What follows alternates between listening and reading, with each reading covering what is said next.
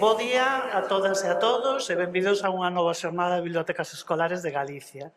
Nun curso en que todos saímos á escena e creo que este ano vai estar moi vertebrado respecto á temática do curso. Agradecemos a presencia do noso conselleiro, Román Rodríguez González, da nosa directora xeral, Judith Fernández Novoa, da directora do CAFI, Eva Pérez Becerra, e da nosa poñente inicial, Paula Carballeira. Ela vai a iniciar esta xornada con un lema que é teatro o máis parecido á vida. Dixen ben, non? Esa é a vida de todos e todas os que estamos congregados, a vida de todos como persoas, como docentes e como persoas pertencentes a equipos de biblioteca. Que disfrutedes a xornada e damos paso ao conselleiro. Grazas.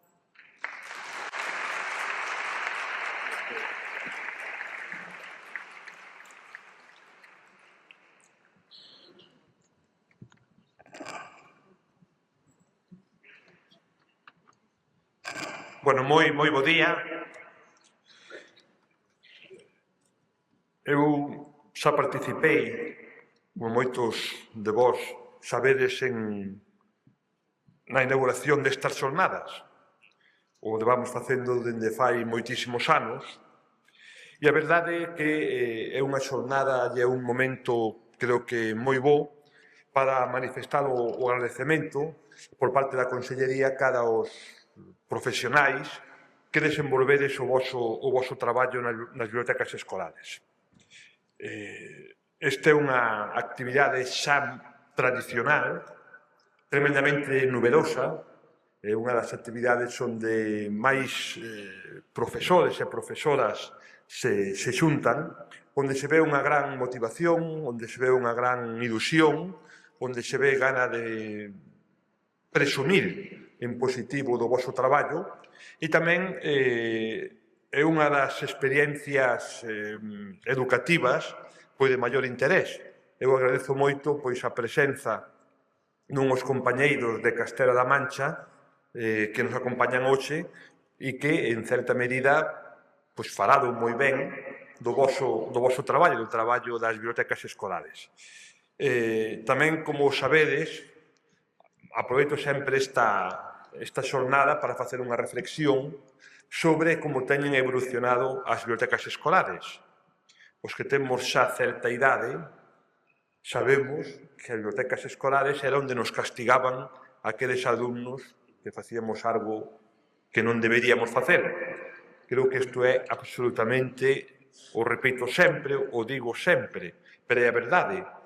E hoxe, sen embargo, é un dos corazóns máis importantes da vida dun centro educativo, onde se mezcla a innovación, a inclusión, a diversidade, están abertas en moitas ocasións ás familias. Creo que o cambio que se lle dou é tremendamente significativo e, en realidade, é poñer a biblioteca, o que significa a biblioteca de lectura, de coñecemento, de comprensión, no centro do proceso educativo e no berce do coñecemento educativo. Sen dúbida, este é un programa de éxito, vai a cumprir este curso 20 anos. Non é nada fácil que un proxecto teña unha traxectoria vital non só tan longa no tempo, senón que todos os anos millora e se amplía. De feito, este ano, neste curso, por primeira vez, imos ter máis de 800 centros dentro do Plan B. E cal é a clave de que un proxecto deste tipo teña esta vixencia, sexa tan ben acollido polos centros, involucre a tantas persoas e teña tan bo resultado? Pois, sin dúbida, son as persoas que desenvolvedes o voso traballo nas bibliotecas escolares.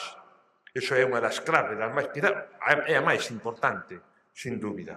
É obvio que a estabilidade deste programa tamén axuda a que vaya medrando pouco a pouco e, por suposto, os recursos que se adican, sempre insuficientes, pero que posibilitan incrementar as dotacións con materiales audiovisuales, con materiales vinculados pois á aplicación da innovación, bueno, con diferentes recursos que fan que as bibliotecas pouco a pouco vayan mellorando. Tamén sempre aproveito este acto, esta xornada para dar uns datos. Creo que é moi importante tamén poñer encima os datos do PRAMBE, porque ao final son o resultado fixo pois do vosso traballo e, como dicía, dunha evolución tremendamente positiva pois nos últimos anos. Este ano participades no PRAMBE 805 centros. Por primeira vez se pasa de 800. Son 26 máis que o ano pasado, que o curso pasado. Non é un dato nada menor.